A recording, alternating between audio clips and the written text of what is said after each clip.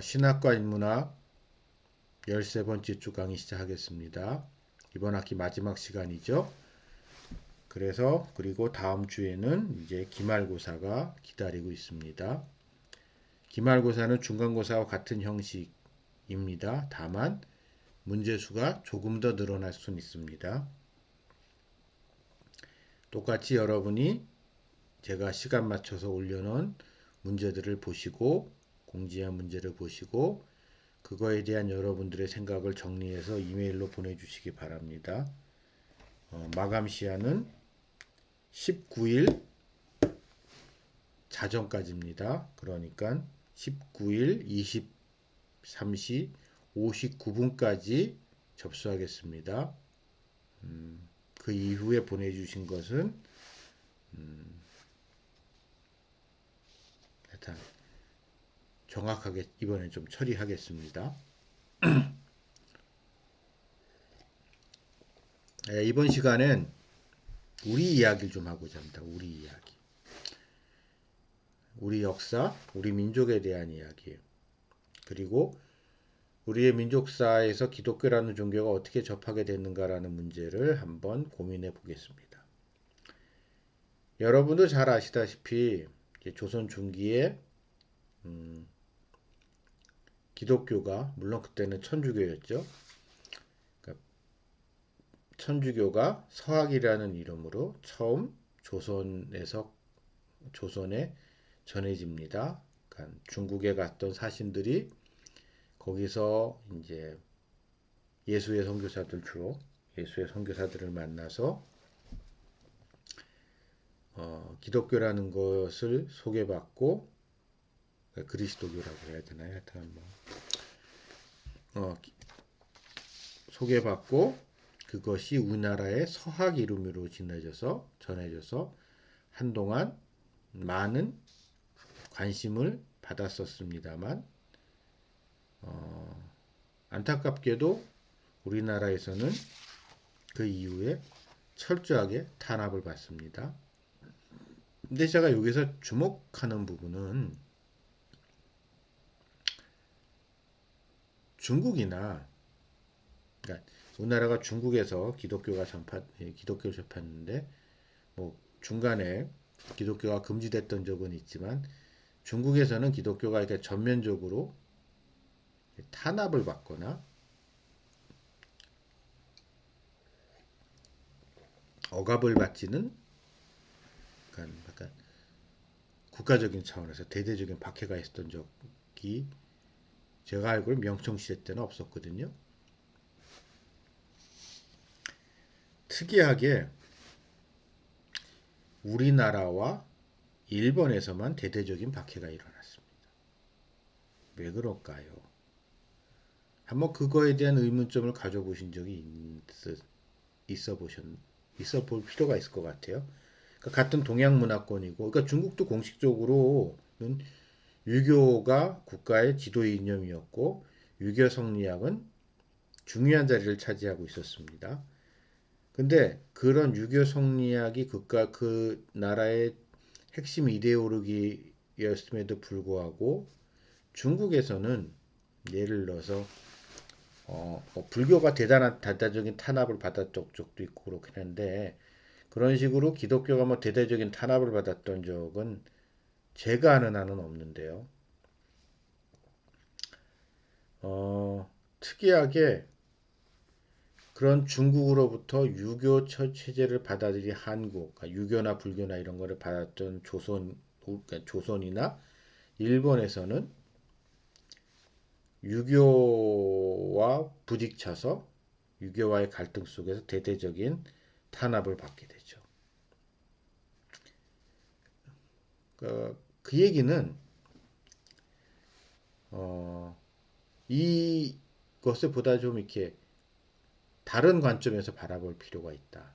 그건 뭐냐면 그만큼 조선이나 일본은 내 지배 체제가 그러니까 지배 계급이 그만큼 이렇게 권력 기반이 우리가 생각했던 것 이상으로 약했고 그래서 다른 거를 이렇게 받아들일 만한 여유가 없었다. 더군다나 중국 같은 경우엔 일부 황제들은 이제 상제, 중국인들의 상제 개념을 기독교와 접목시키는 부분이 호소력이 있어서 천자라는 개념과 임의 천이라는 부분과 하나님에 관한 부분을 연결시키는 부분에 호의적인 반응을 보였었는데, 그런 천자와 같은 개념을 사용할 수 없었던 한국인, 그러니까 조선이나 일본은 그거와 좀 달랐던 부분이 있지 않았나 싶습니다. 어쨌든 조선에서는 이렇게 간접적으로 기독교가 전파될 기회가 있었지만 뭐 이런저런 일로 말미암아 실패하고 기독교는 지하로, 물론 천주교기는 지하로 숨어 들어갔죠. 근데 여기에는 또 한 가지 중요한 외적인 요소가 있습니다. 그러니까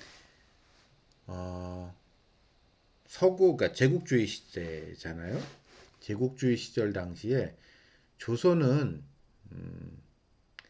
그들의 중요한, 그러니까 전략적 목표가 아니었습니다. 그러니까 제국주의 시절에 서구인들이, 유럽인들이 첫 번째 이제 대항해 시대 때부터 거슬러 올라가서 대항해 시대 때부터 배를 타고 동양으로 왔단 말이에요. 그런 상인들과 함께 선교사들이 같이 왔고요. 그러면서 교류가 일어났고 기독교 복음이 전파되고 했었단 말이에요. 근데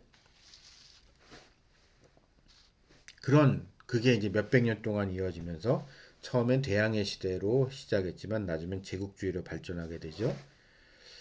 자, 그 시대를 한번 거슬러 올라가 봅시다. 조선이라는 나라는 서구인들 관점에서 봤을 때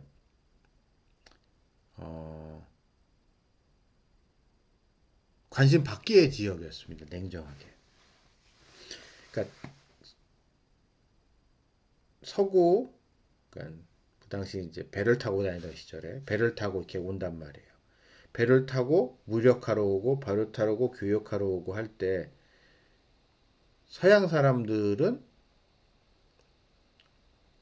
온 가장 중요한 이유는 경제적인 이득 때문에 온 거거든요. 그리고 경제적인 이득을 취하기 위한 주요 핵심 무역망, 해상교통망 이런 것을 장악하기 위해서 동양으로 아시아로 몰려왔습니다. 그래서 그래서 이제 제일 중요한 게 인도, 그 다음에 동남아였고, 또 그들이 필요한 물자를 사치품이었지만 비단이나 차나 이런 거를 하기 위해서 중국과 교류를 한 거고요. 그럼 일본은 왜 교류했죠? 여러분, 일본하고 서양 사람들이 교류하게 된 가장 중요한 원인, 결국 멕시코 운해 처리 문제 때문에 이제 특히 스페인 사람들이 대서양을 건너서 넘어오게 되고, 그러는 과정에 필리핀의 식민지를 만들게 되고, 일본과의 교류는 그 과정 속에서 그런 일종의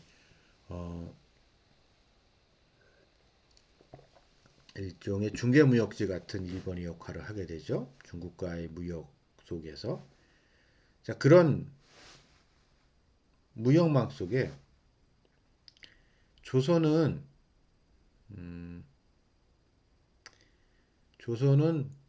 철저하게 관심 밖의 나라였습니다. 그러니까 우리가 이제 좀 상상력을 가져봅시다.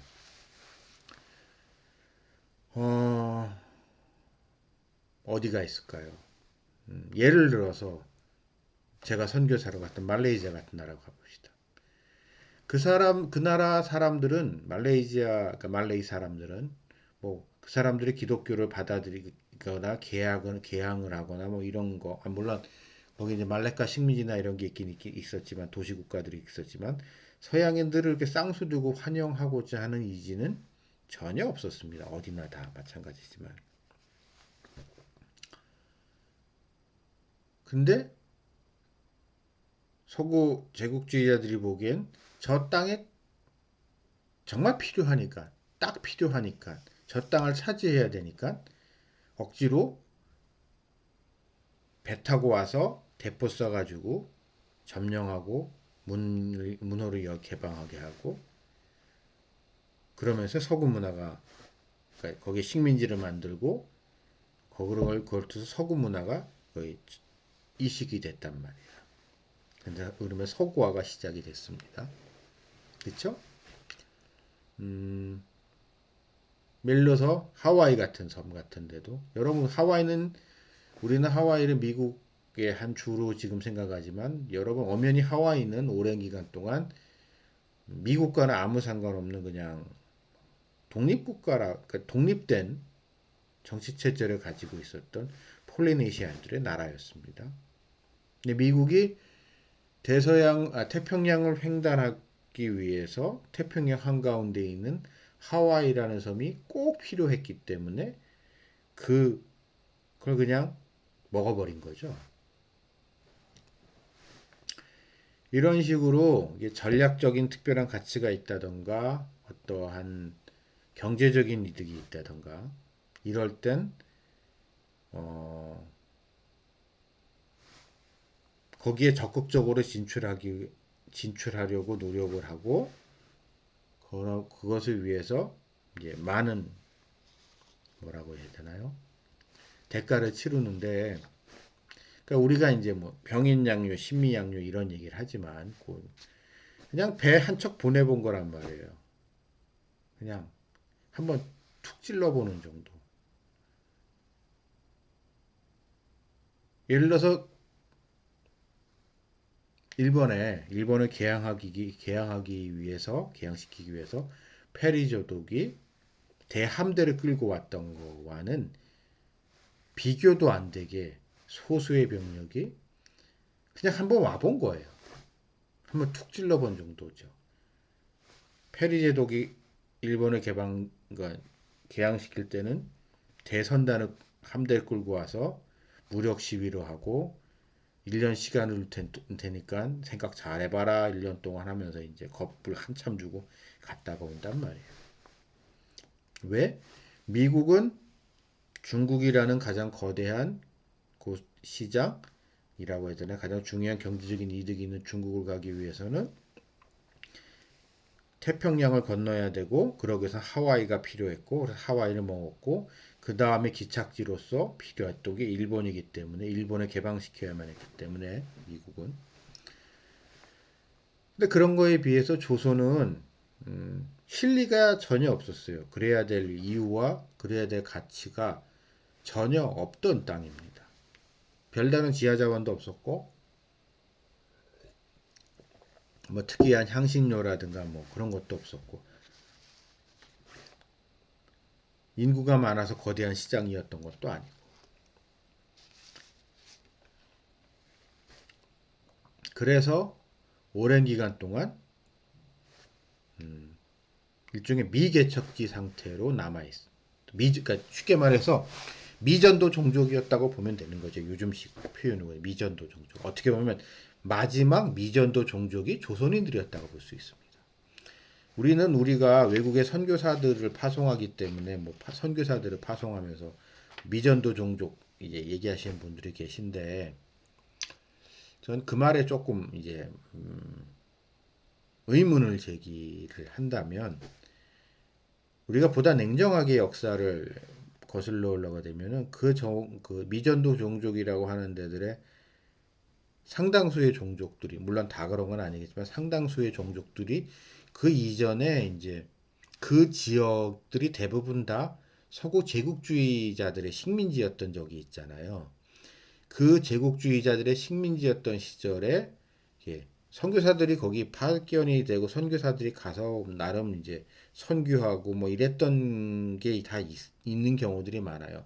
물론 그게 성공을 거두지 못해서 그곳에 이제 복음이 계승이라고 되나요? 그러니까 계승되지 않고 있을지는 몰라도 어쨌든 이제 거슬러 올라가다 보면 그 전에 뭐 다른 거기를 뭐 식민지 살았던 특히 카톨릭 진영이 같은 경우엔 카톨릭 쪽에 이제 지배를 받았던 지역 같은 경우는 이제 어 예수회라든가 아니면은 파리 외방 선교회 같은 데서들 이제 대단히 이렇게 열심히 선교했던 거는 맞습니다.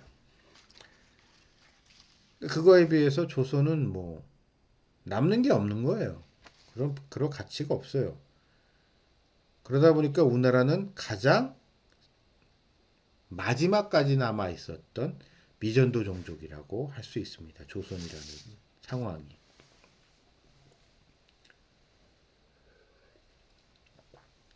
그래서 이게 좀 여담입니다만 음, 우리나라가 단기간에 복음화, 그러니까 기독교가 특별히 개신교가 단기간에 정착할 수 있었던 중요한 원인 중에 하나는 이제 그 전에 있었던 많은 성공과 실패의 경험들이 선교사들한테, 그러니까 다른 나라들에서요. 중국을 먼저 선교해보고 일본을 선교를 하는 과정에서 쌓였던 이런저런 노하우들이 이건 이렇게 해야 되고 저건 하면 안 되고 뭐 이런 것들이 분명히 그러니까 그 당시 조선이죠. 조선이라는 나라를 이제 개양된 이제 새롭게 복음을 전도하는 과정에서 선교하는 과정에서 많은 도움을 줬습니다. 자,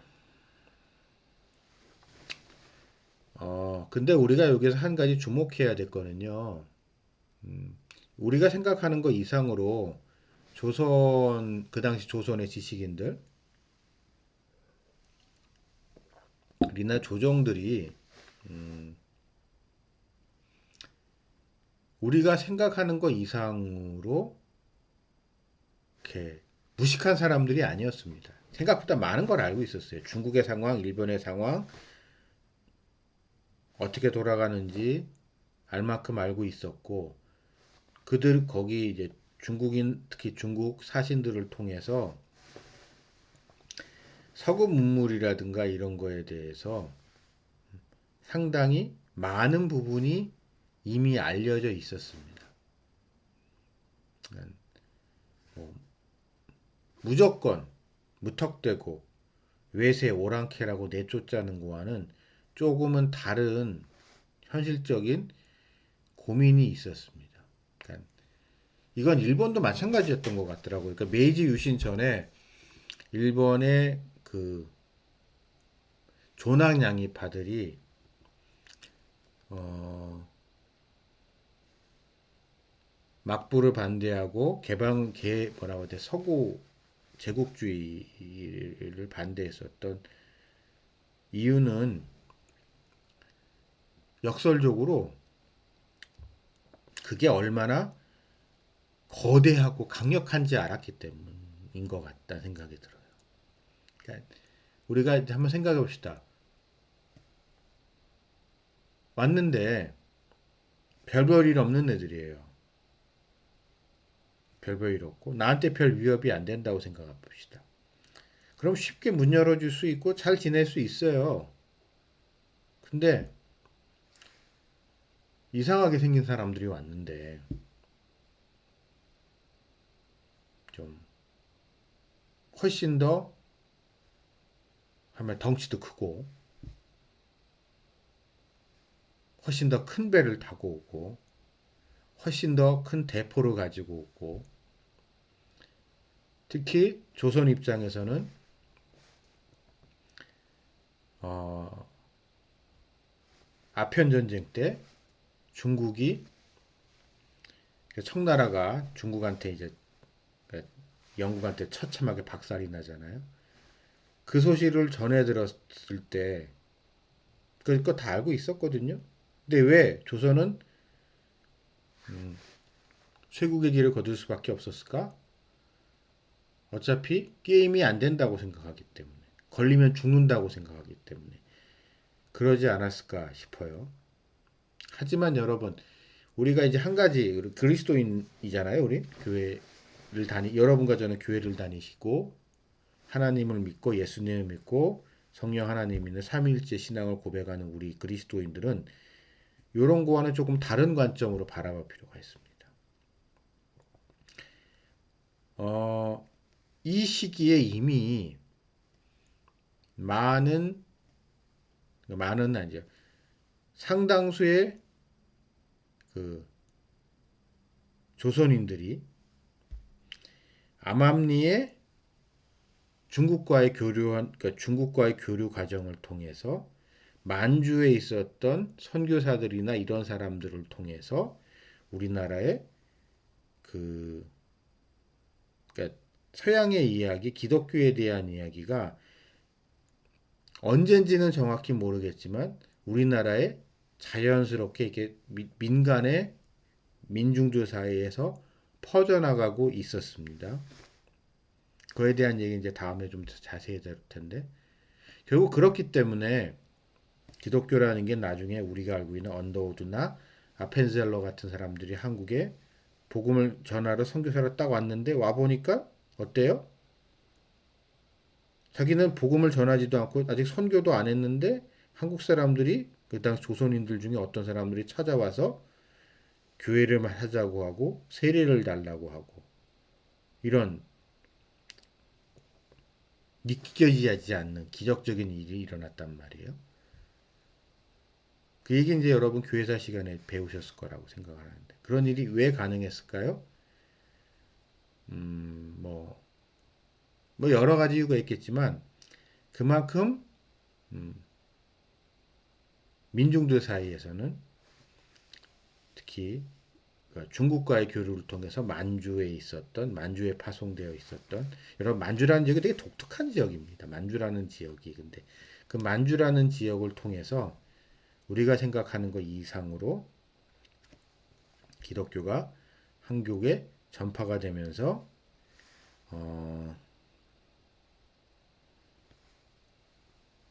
선교사들이 오기 전에 서구인들이 오기 전에 이미 많은 것들이 우리에게 이미 전해졌고 어찌 보면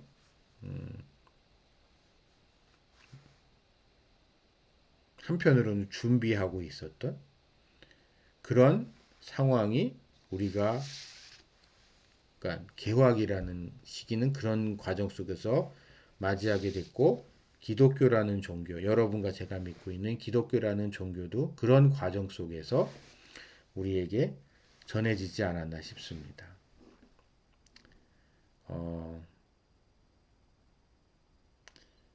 잠시 쉬었다가 두 번째 시간 계속 이어가겠습니다.